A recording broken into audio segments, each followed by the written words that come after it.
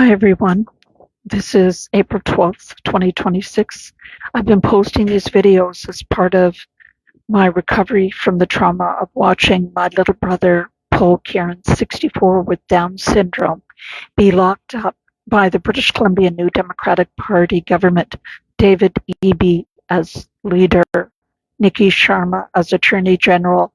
They locked Paul up for 588 days after I complained to the Burnaby police after I discovered they'd created what I alleged to be a fraudulent forged power of attorney, appointing my 82-year-old Catholic nun sister 4,000 kilometers away in Ontario, who had only met Paul on a few occasions and who did not understand his speech or communication as his guardian.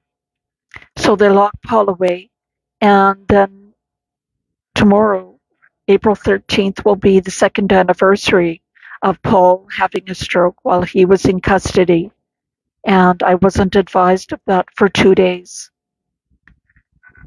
When the nun flew in from Ontario, I was allowed a 10-minute per day visit with Paul. I sat in the hallway at Burnaby Hospital for 10 to 12 hours every day for the 10 days that he lived.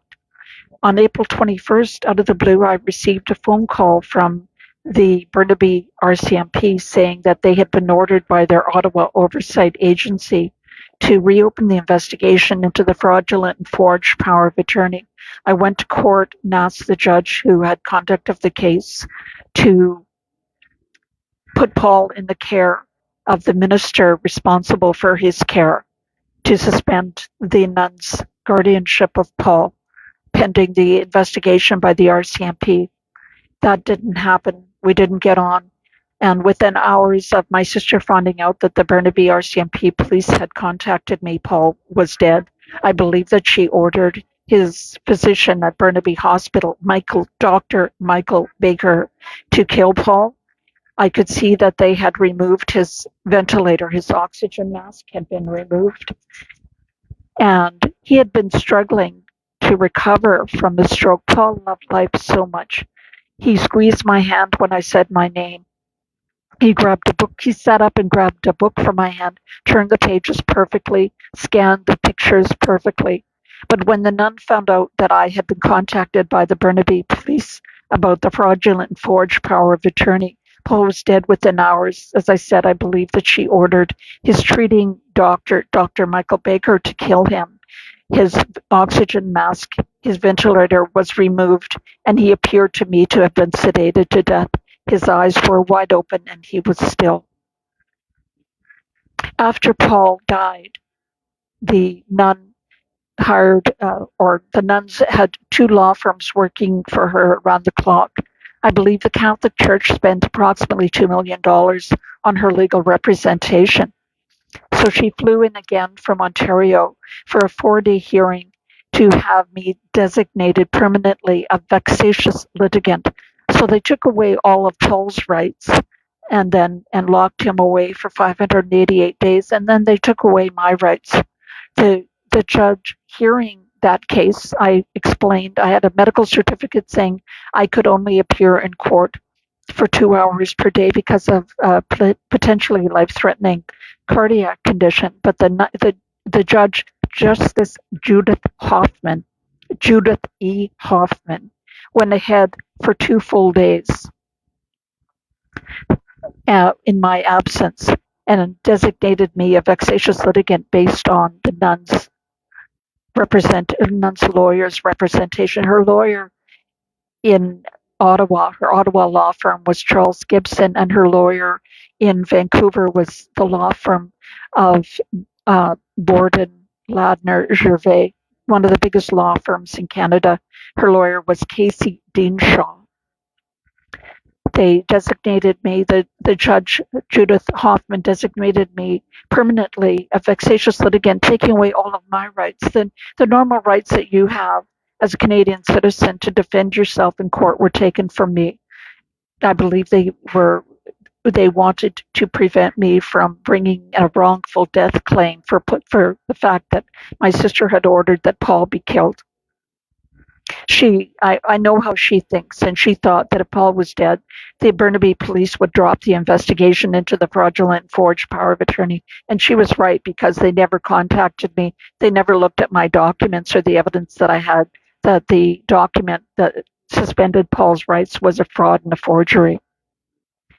So while all of this was going on, I fought as hard as I could I went to the BC Human Rights Tribunal, who put who slow walked my complaint at the request of the British Columbia New Democratic government.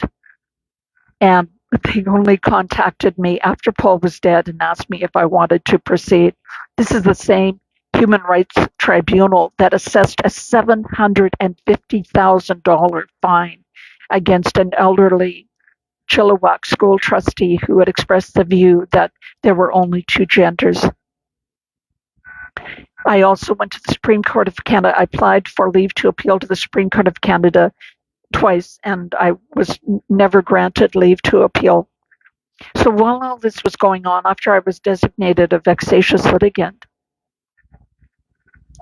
I learned more about what was going on in the background, which was that in February of 2015, the Supreme Court of Canada reversed a 20-year-old precedent, the Sue Rodriguez case, which said that doctors and nurses in Canada cannot kill Canadian citizens and call it medical care. They reversed that decision anonymously and unanimously, but the Chief Justice at that time was a judge named Beverly McLaughlin. And what I now know is that Beverly McLaughlin, almost immediately after making that decision, which has resulted in the extrajudicial execution of almost 100,000 Canadian citizens by July of 2026. So right after the Supreme Court of Canada allowed the government to use taxpayer funds to kill Canadian citizens extrajudicially, she went and worked for the Chinese Hong Kong government as a judge on the Hong Kong Court of Appeal. And she was paid a salary by the Chinese Hong Kong government for 6 years between 2018 and 2024. I don't know what, if any, pressure the Chinese Hong Kong government put to bear on Beverly McLaughlin to make her change her mind in February of 2015 and allow for the killing of Canadian citizens extrajudicially as medical care, which the government has promoted in its propaganda, its ghoulish propaganda scheme as medical assistance in dying, when the word medical is reserved for actions that promote healing from the Greek basis of the word medical, to heal, and the Latin word to heal. So every day, or as often as I can, I try and post these little videos explaining why that the killing or the execution of Canadian citizens extrajudicially, which, as I said, it's about 45 people a day, 45 mostly Canadian-born citizens are killed extrajudicially by regular doctors and nurses who administer a lethal injection of a poison that was never intended for the purpose of killing people. It's never been tested for that purpose. It's not assisted suicide. The doctor or nurse actually injects a lethal poison into the person. All it takes, there's no judicial or legal oversight whatsoever. All it takes is a signature of any two medical practitioners, any doctor, any nurse, and that of the person. The doctor and nurse, the witnesses, do not have to know the patient or the person, and they do not have to be an expert, have any expertise in the condition which the person, the condition or conditions which the person has.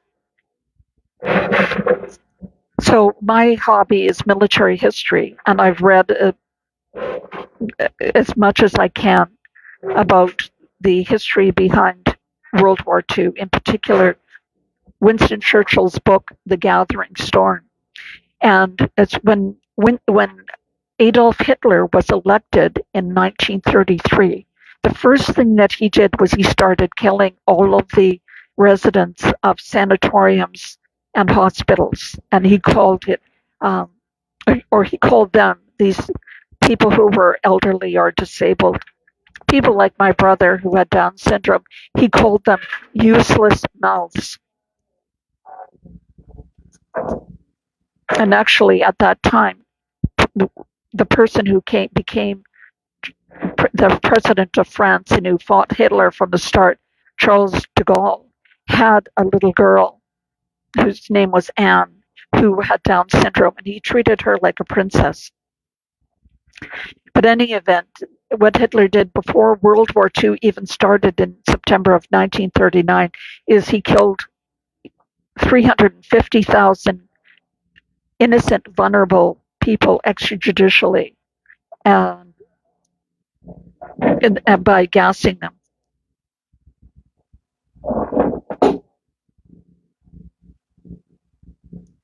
And then, of course, he went on to kill Jewish people, gypsies, and prisoners of war. He killed, World War II resulted in the death of 40 million people. After World War II, of course, Mao Zedong became the leader of China, communist China, with the Cultural Revolution, and he killed 100 million people. So he killed more than twice as many as Hitler. So a couple of thoughts that I have about this euthanasia scheme in Canada I've just made a couple of notes for today. What the way the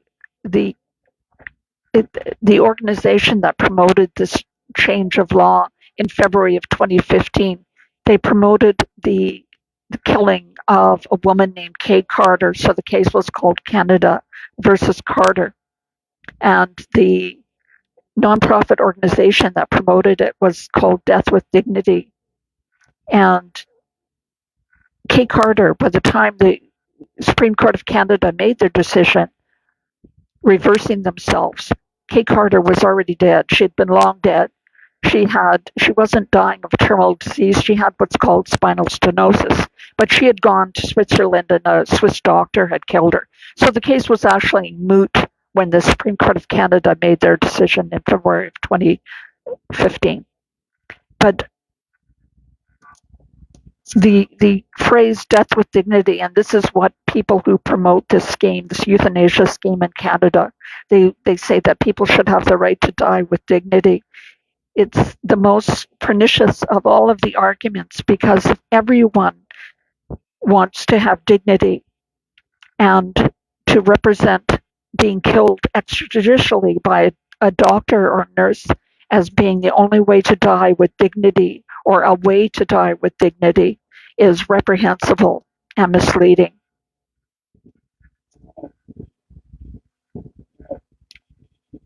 The other thing I was thinking about, I noticed a post on Facebook where it said, should doctors and nurses be permitted to refuse to kill people this way, to execute Canadian citizens extrajudicially as euthanasia? And the most important point I think that they need to know, I was a practicing lawyer for 26 years. I'm not a practicing lawyer now. This isn't legal advice, but I urge physicians and nurses to get legal advice, because I believe that the scheme in Canada is unlawful, that the orders or the directions to kill extrajudicially innocent, vulnerable Canadians as medical care is a crime. That the crime of first-degree murder in the criminal code is not changed by the decision of Beverly McLaughlin in February of 2015, and that, like the people who killed innocent, vulnerable people in World War II, you're facing the most serious sanctions for killing extrajudicially people as euthanasia. And many many of these people who killed extrajudicially ended up being hanged after the Nuremberg trials. But the worst perpetrator of euthanasia was a doctor, physician named Dr. Joseph Mengele, and he escaped to Argentina, and actually he died. Um, I believe he had a heart incident at the beach in Argentina. He lived a long and supposedly happy life. He was not he was never brought to justice, but he conducted experiments and euthanasia on tens of thousands of innocent, vulnerable people. But many of the medical practitioners who did kill innocent, vulnerable people in World War II were subject to execution at the Nuremberg trials. And I believe that you will be, it's my personal opinion, this is what I'm telling that doctors and nurses, is that at minimum you're going to lose your accreditation to to practice in your field or to practice as doctors or nurses, and at worst you will suffer the same sanctions of people who commit first degree murder. So take that into consideration. So not only can you refuse to kill people this way, you must, in my opinion, that I'm expressing my opinion, that you must refuse to kill people this way. And if every doctor and nurse refused to kill people this way, then we wouldn't have this problem. But I believe the law is going to change. The people that are in power, this is the brainchild of that evildoer, Justin Trudeau and Beverly McLaughlin. And I believe that the moral high ground and the legal high ground is to refuse to kill people as a form of medical care. It is not medical care.